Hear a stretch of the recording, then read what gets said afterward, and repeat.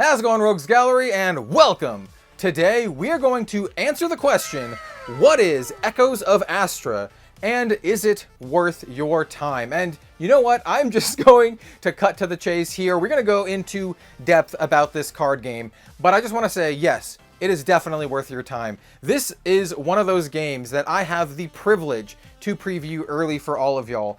I think this game is actually incredible, both from an art standpoint as well as a gameplay standpoint. This TCG, no joke, features the kind of art style and art direction that I personally would do if I ever made a card game or a trading card game. It reminds me a lot of stuff that, well, you see in the background display, things that I, surround myself with, stuff that reminds me of like Arknights, for example. So yes, Echoes of Astra, I think, is a really cool game and definitely worth your time. And so today we're going to dive into why I think that. We're going to talk about mechanics, we're going to talk about just the cards and the aesthetics and everything that goes into this game. And in case you're wondering about some just basic stuff, because you kind of have to be careful about a lot of things these days, especially in regards to like AI generated artwork. I spoke with the art director of this game. No, they do not use any AI generated artwork at all. In fact, some of the artists in this game may be familiar to you if you play other trading card games such as Grand Archive. Echoes of Astra does have a Kickstarter in the works. It might even be live by the time that this video also goes live. I'm not really sure when the video is getting posted, but I will have a link to the Kickstarter down below. If this is a game that looks interesting to you, I recommend that you don't pass it up. You go and you check out their Kickstarter. I know a lot of folks who regret not checking out past Kickstarters for TCGs that I have talked about. I think this is a really cool game. It is one that I will personally be backing for the Kickstarter because I just want to play the game.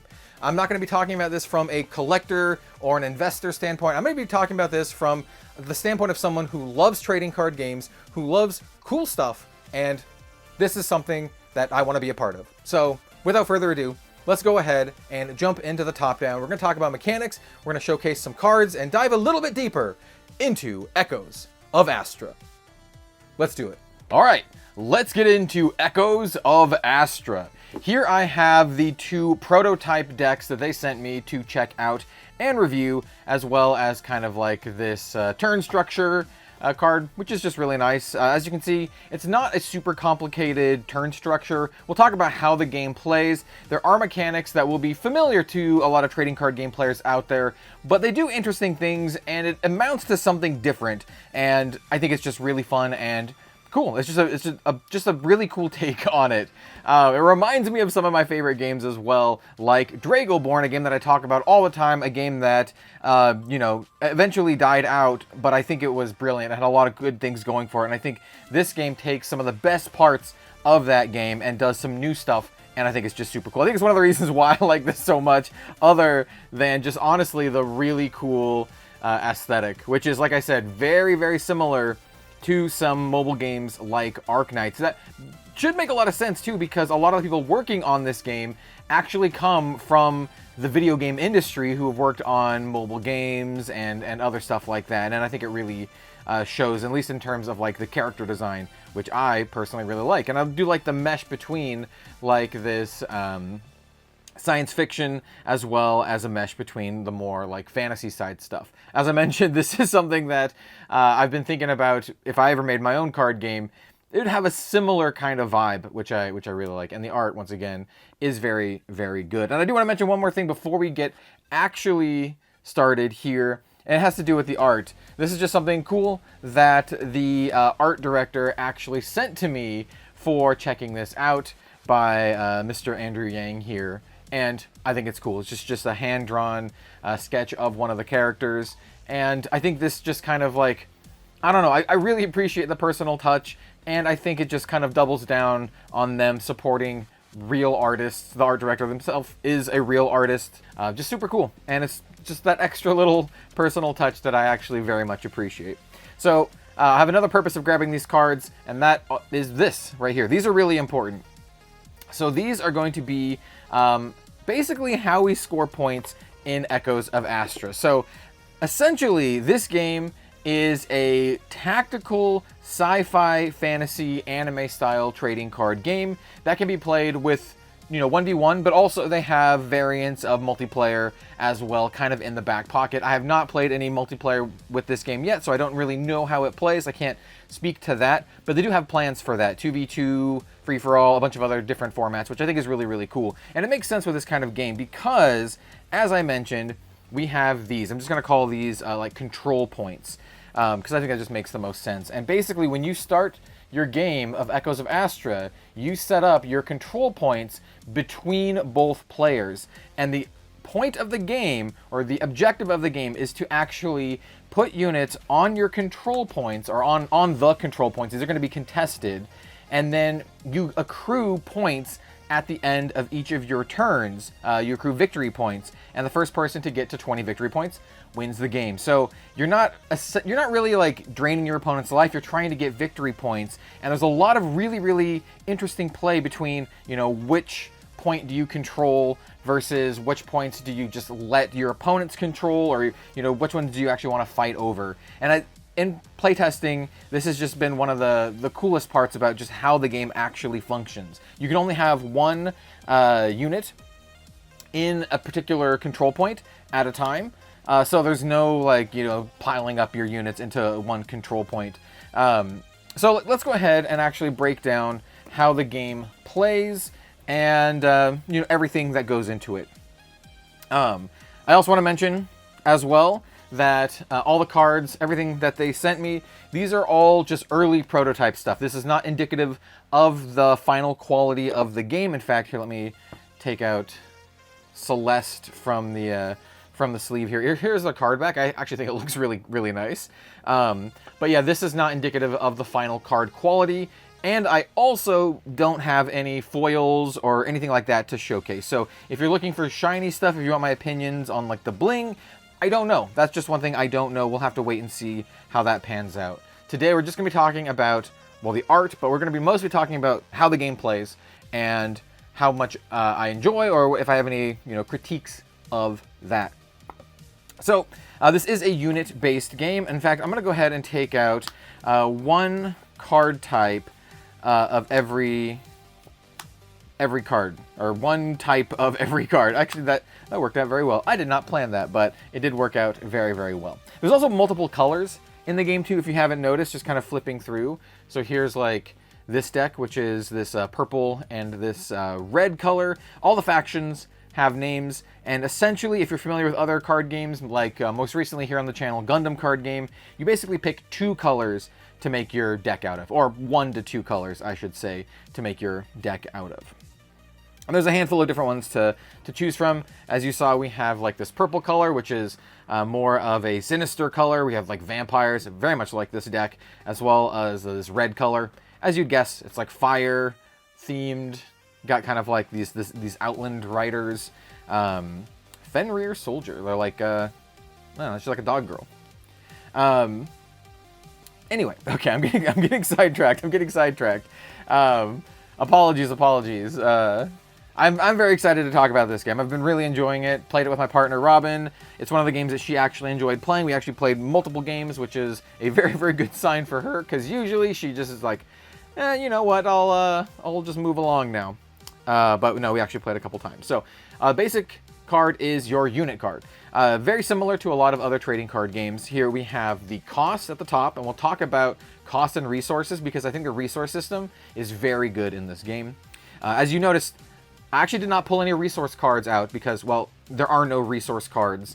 Once again, we'll talk about that. So this is the cost. Here is the card type. It is a unit, a renowned human soldier. This is Celeste, Conquered Paladin. Here is the faction that she belongs to, or the color. Here are the attack and defense. Very similar to a lot of card games out there. You have attack, you have defense. This is not a persistent damage game, so all of your units heal up at the end of your turn. Very similar to something like a Magic the Gathering kind of deal, but don't get that wrong. This game does not really play like Magic at all. It says, on ready, exhaust target enemy unit in a combat zone. These are combat zones. These 3 control points is what I called them earlier. These are the combat zones. You have the combat zone, and then you have your staging area, and that's where you play, that's where you have your units, right? And then you move your units from the staging area into try to attack the combat zone and the control points. So that's just kind of a little bit of how that works. We'll go over combat and everything soon. It says on ready, so you have your exhausted unit. So this triggers when this is on readied. Units come into play exhausted unless they have the blitz trait, which means, hey, look, this one enters ready. So it can basically attack immediately. It's kind of like a haste kind of deal. But it's a little more important than that because being ready in this game is very important for a lot of different effects. And so they enter exhausted, and then on the start of your next turn, they all become ready. So then this effect happens, and this says exhaust target enemy unit in a combat zone. Why is exhausting a unit important? Well, if a unit is ready, then they are able to attack combat zones, sure. If a unit in a combat zone is ready, they can also deal damage back to an opposing attacker. If they are exhausted, they do not deal damage back. Once they deal damage in combat, they become exhausted. So what that means is if you have a powerful unit in a combat zone, in a control point, your opponent can kind of gang up on the unit with multiple attackers, but not all at once. You do it one at a time. All right, so let's cover a little bit of the basics of combat now, since we're kind of going over the units, and I think it also is relevant for, you know, the difference between exhausted units and rested units and how that kind of interplays between everything. Because once again, I think this is one of the key parts of the game and what makes it so much fun. So we have a really powerful unit here. We have Celeste, the Conquered Paladin. She is a 4/4 here, and she also has a 2 value here. We'll talk about this after we talk about combat. It's relevant to the end of the turn. Spoilers, this is how you score points. This number is very important. All right, so it's our opponent's turn. They have 2 readied units. So a good way to do this would be to send their 1/2 Lightfoot Outrider into attack this combat zone, into attack this control point. So they're going to initiate an attack here. You can only send units that are readied to attack. And so now this is going to initiate combat. We do have an opportunity at this time to play fast events or tactics. So let's go ahead and find a tactic here. They have to have the word counter here at the top. Or they could be a unit like this Nakora Medic that also has Swift, and you can play it as a counter. Now, there is a window where both players can take turns playing counters, doing various effects if you would like. But let's say there's no counters here. So what's going to happen in combat is both of the units are going to deal damage to each other. Once again, damage is not persistent, but it is persistent throughout your turn, or throughout your, each turn. Damage, heals at the end of each turn. So this is a good tactic because this is going to put Celeste into combat, and they're going to deal damage to each other. Now, any unit that deals damage in combat is immediately, or is exhausted after damage is dealt. Any unit that takes lethal damage, obviously, is destroyed. So this would come in and deal damage. They would both deal damage to each other. Celeste would become exhausted. This would get destroyed. But what this does is it leaves Celeste vulnerable and with 1 damage on it. Now this means that any of their other units can try to attack this position. So we're going to have Calico, the Blood Witch, very, very cool card here. She's now going to be able to come in and attack this control point. And what this means is she's going to basically be able to freely attack into here because exhausted units do not deal damage in combat.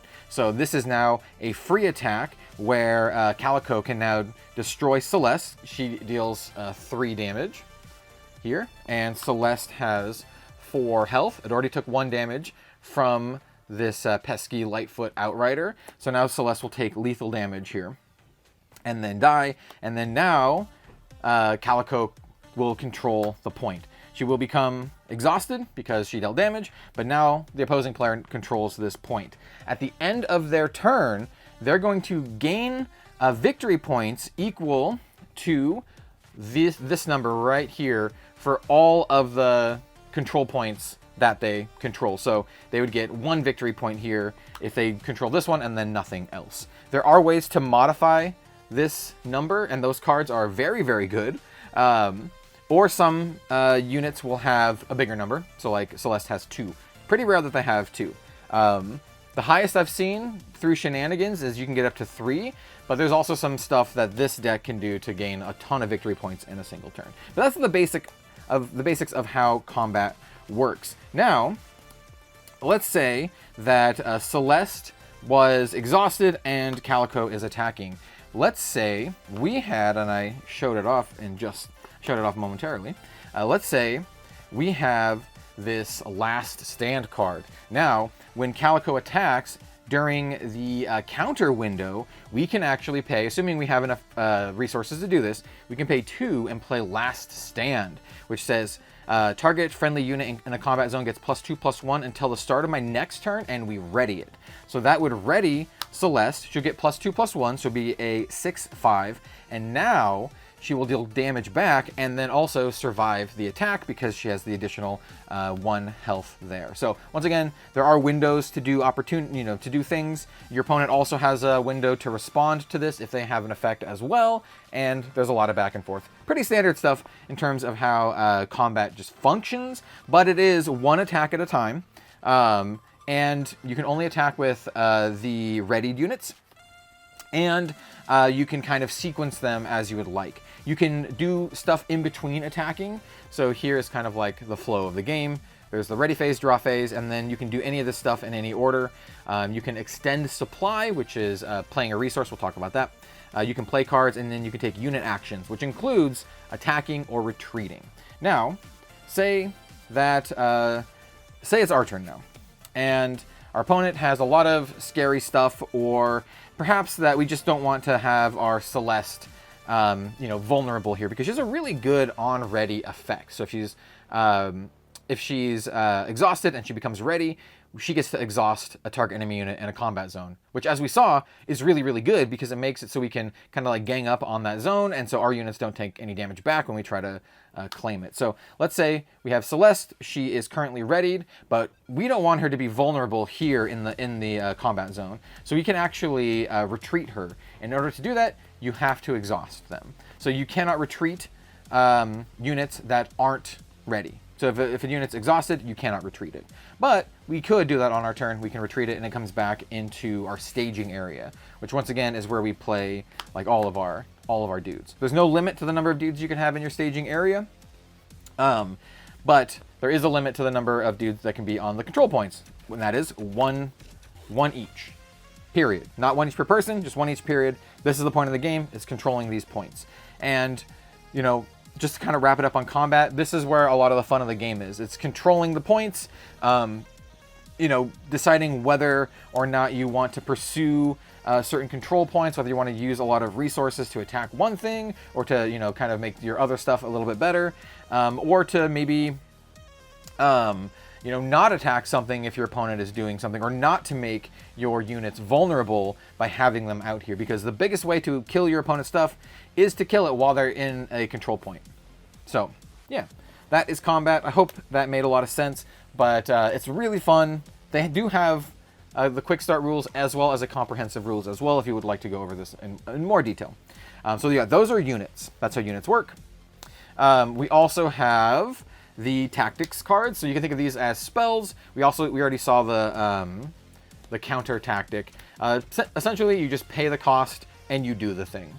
You play this during your turn, or you play it during the counter window if it has counter. This one is simple. Exhaust up to 3 friendly ready units, then draw that many cards. This is a great card draw. You can exhaust a bunch of little dudes and then draw some cards. This is great. The tactics are very, very simple. We also have territories. Territories are interesting. They are not as simple as you would think, but let's talk about the simple version of territories. We have the cost here at the top, and then it has an effect. It says, at the end of each turn, exhaust an enemy unit that controls this combat zone. This is a really good card because it makes one area vulnerable for enemies to control. And so what you do for these is you pay the cost, and then you just put it in one of the combat zones. Only 1 territory can be in each combat zone per player. So technically you can have up to 2 territories in every single combat zone in a 1v1 game, which is great. The only way to get rid of them is if they have an effect that blows up the territory, or if you want to replace your territory with another territory.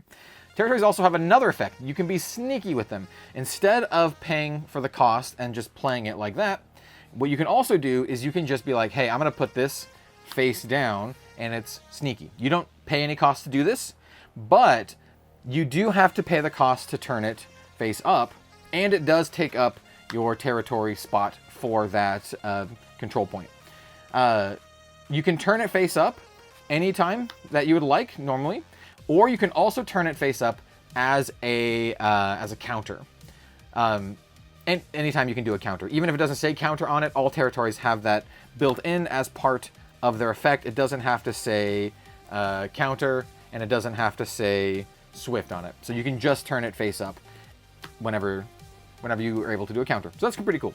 Honestly, we didn't really do the whole like counter territory thing a lot in my testing, so it might come into play a little bit later, but it's cool that you can do it at least.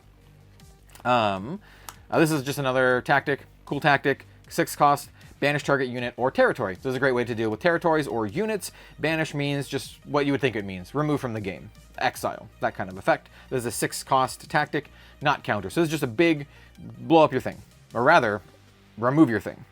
And then the final type of card here are equipments and items. These function almost exactly how you would think they would. This is a very simple one. Moon Whisper Heirloom, costs 1 to play. It's an item equipment, as you can see. And then you put this on one of your units, and it gets the stats here, as you would see here. So we have this Necroremetic, which I think is a really cool card. This is the one that has Swift that you can play as a counter. And then it says on enter, you choose target friendly defending unit. The next time it would take combat damage this turn, prevent that damage. So this is a great way to just kind of like have her pop in and save one of your dudes from being destroyed in combat. But let's just use this as an example for the Moon Whisper Heirloom. So if we wanted to play the Moon Whisper Heirloom onto our Necroremetic, it gains these stats as you would expect. So it gains 1 more way to get victory points, and then I don't remember the exact nomenclature, but it gains 1 more of the victory point trait, and then it also gets 1 health. So this would go on to her, and then she'd be a 2/2, and then at the end of the turn, we would get 2 points if she controlled one of the control points, which is cool. There's a lot of other effects, like a lot of other, equipments that do various things, get big stats or other effects, as you would expect. And those are like the core card types in the game. It can get a little bit more complicated than that, but that's kind of the basics. Let's talk about how you actually play your cards. So let's go ahead and let's say we have, we'll just say this is our hand, right? At the start of the game, both players take a card from their hand. We're going to do this Vampire Retainer here. Both players take a card from their hand and they put it into their, I think it's just called like the supply drop or the supply card, supply zone. It extends supply.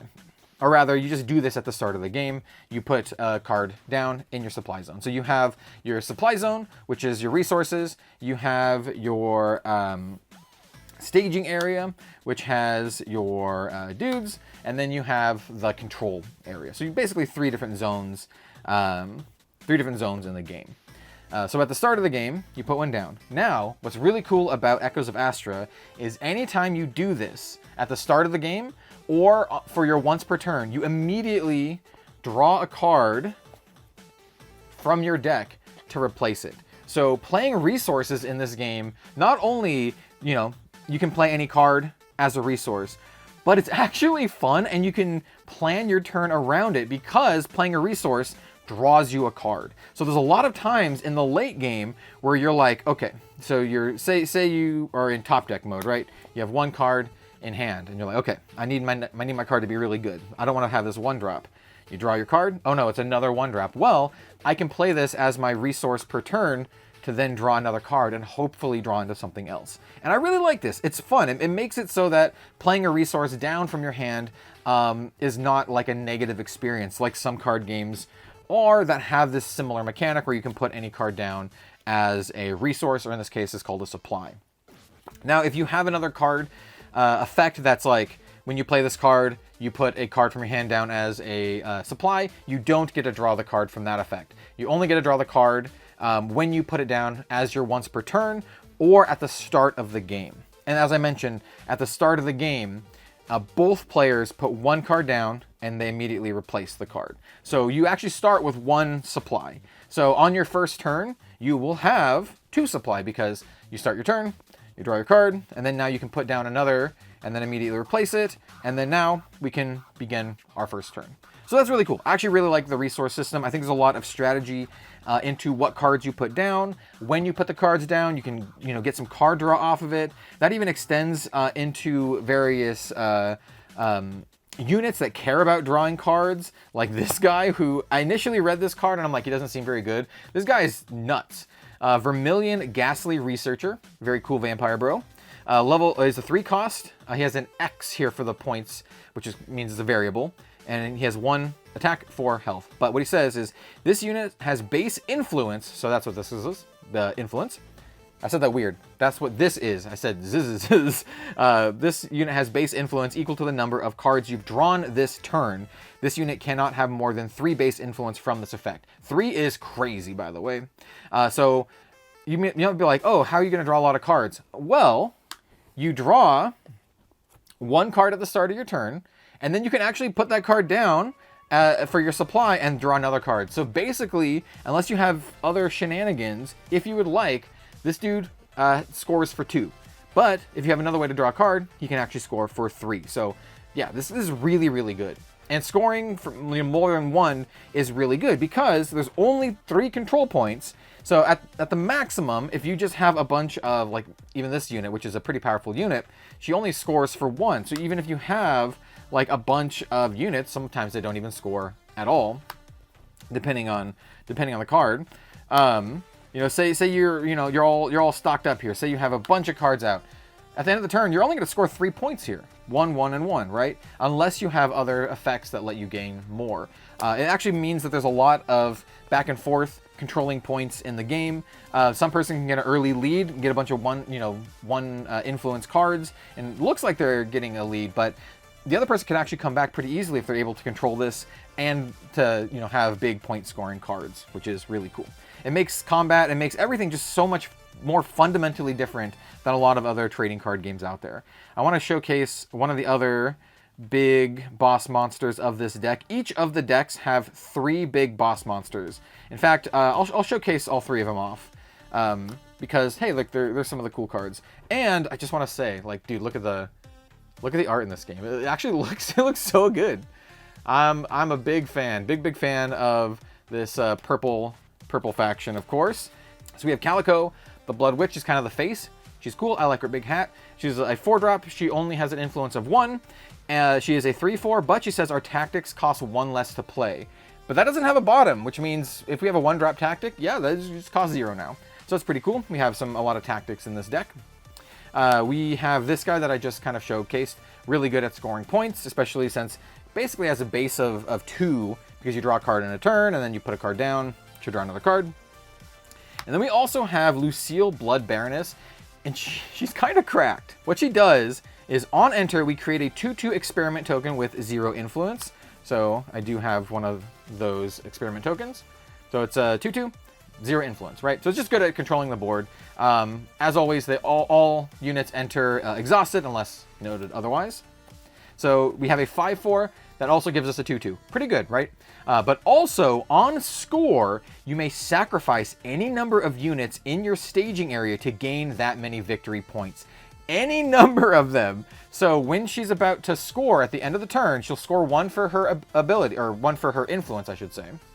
But then she has this effect, and if we have a bunch of just junk dudes out, we can be like, yeah, sure. We're just going to sacrifice them and gain a bunch more points. And so I've had turns where she's gained me 6 or 7 points, which is crazy, especially when you combo it with, I mean, it's like they did this on purpose, with these vampire retainers, which are 1-drops, 0/1s, 1 influence, and it just says, on death, give another friendly unit +1 influence until the end of our next turn. So we can sacrifice all these.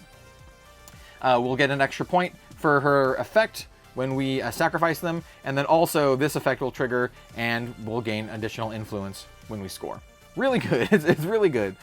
So cards like this will let us get extra points are very, very strong. Let's go ahead and showcase the other 3 big boss monster units. They're the renowned units here for the other deck. These ones are also very, very cool. These ones are a little bit more combat focused. You can kind of see the vibes of each deck as well. Each deck has a very different and strong aesthetic and theme. Selena, Voice of Unity. 4 cost, 1 influence, 3/5.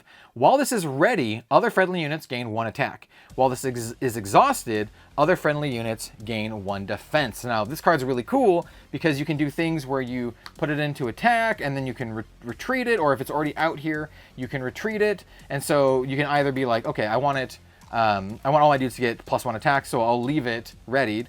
Or I want them all to get +1 defense, so I'll retreat her, everything will get +1 defense. And this still, happens while it's in your staging area and much harder to kill, which is cool.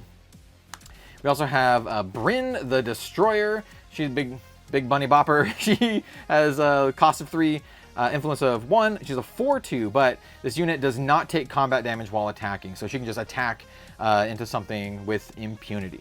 I should also mention, if I didn't mention this during the combat part, but if you attack into something and the attack is not successful, both units will still deal damage. They'll still be exhausted, but the one that's attacking, since the defender wasn't destroyed, it'll just go back into your staging area or into the respective staging area. So it just kind of like bounces off. So yeah, very good. Good attacker. And then finally we have Celeste, which we already talked about. 5-drop, 4/4. This one actually scores for 2, which is really solid. And then on ready, exhaust target enemy unit in a combat zone, which once again, as we went over, makes the unit vulnerable, so you can kind of like attack into it. And yeah, I mean, overall, the game is just a ton of fun to play. There's a couple other like minor stuff, like a play set in this game is 3 cards. What else do I need to note? I think that's about it. I think I've covered all the points that I want to go over. All in all, I think the game is super fun. Just playing with the 2 prototype decks, I've had an absolute blast. I love the dynamic of the control points and trying to figure out which one you want to try to control, which ones you want to try to put defenses on. There are some cards that are like, that don't care about where the unit is, so this is just banish target unit or territory. But there are cards that are like, do a thing to something in a specific zone. So Smokescreen, exhaust target enemy unit in a combat zone. This card is also very good. So you can exhaust an enemy unit in a combat zone and then have your units attack into it. There's also cards that are like, deal 3 damage to something in the staging area. I don't remember what deck that's in, but there's one that's like, it's like Gunfire or like a artillery drop that does damage to, here we go, Rocket Barrage. This one does 3 damage to target unit in a combat zone. There's another one in this deck that does it specifically not in a combat zone, that does it in the staging area, which is interesting. I like, Artillery Barrage. Deal 4 damage to target unit in a staging area. Yeah, very cool. There's also ways to like fortify your control points. So this is Hallowed Sanctum. It says whenever a friendly unit dies in this combat zone, you may return it from your graveyard to your hand if you do sacrifice this territory. So when I was playing with my partner, she would always put all of her powerful renowned units in the Hallowed Sanctum. So if I ever tried to attack into it, well, then she would just get that card back. Like your Selena or your Celeste or something like that.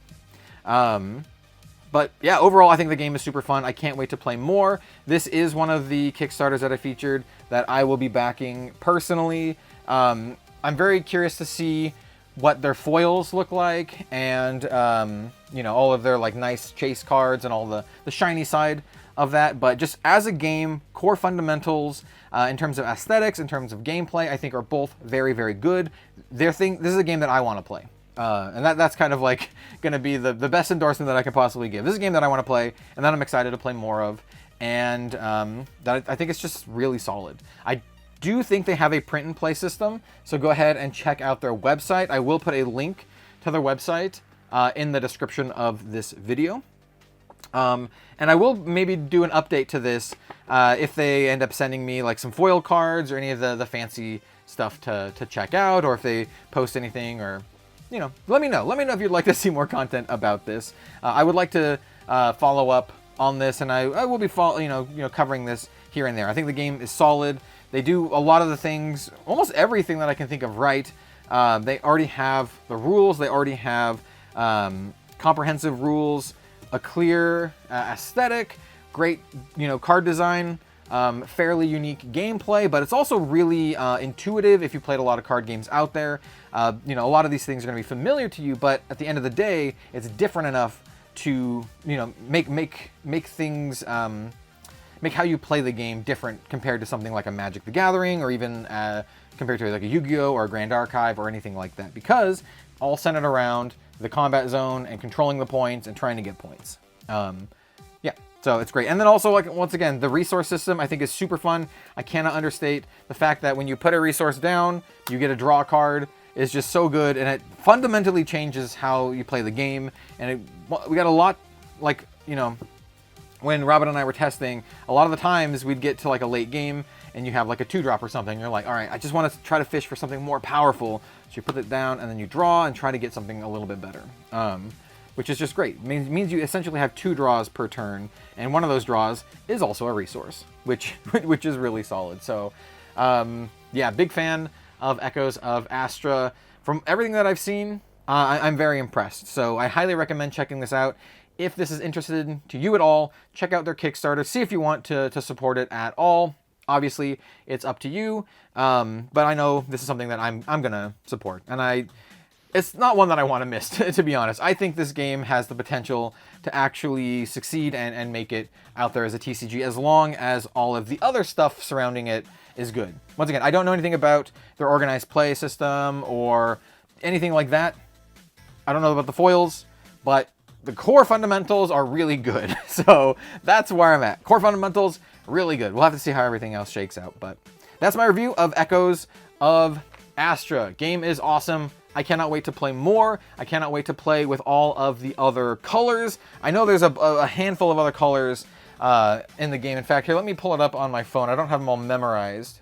All right, so these are the colors or affinities. There's Lux, Nox, Solara, Calum, Terra, and then Neutral. So there's 5 colors. I'm just gonna say there's white, purple, red, blue, and green. And you can pick 2 of those colors. I also didn't mention that they are designing the game around limited and draft as well, because there's rules for draft, there's rules for team formats and multiplayer. They have a lot of the groundwork there. So yeah, let me know what you think of Echoes of Astra in the comment section down below. Is this something that interests you? Is this something that you want to check out and play? Once again, I do believe they have a print and play, so you can test it out for yourself to see if you like it. I recommend it. If you like trading card games, if you like something that's a little bit familiar but also has a little bit of a twist, can't recommend it enough. TCG veterans, you'll pick this up really quickly, but you'll realize there's a lot of interesting choices to be made when you're playing the game. So yeah, that's all I have to say. Go check out Echoes of Astra in the description down below. I'll have a link to their website as well, to their Kickstarter, which is live-ish, maybe today, maybe tomorrow. It's live on the 9th, September 9th. I'm not sure what time this video is going live, either slightly before or right on the Kickstarter day. So thank you all so much for watching. I really appreciate it. If you like the video, hey, maybe like, comment, subscribe, and let me know in the comments down below if you would like to see more Echoes of Astra content. Yeah.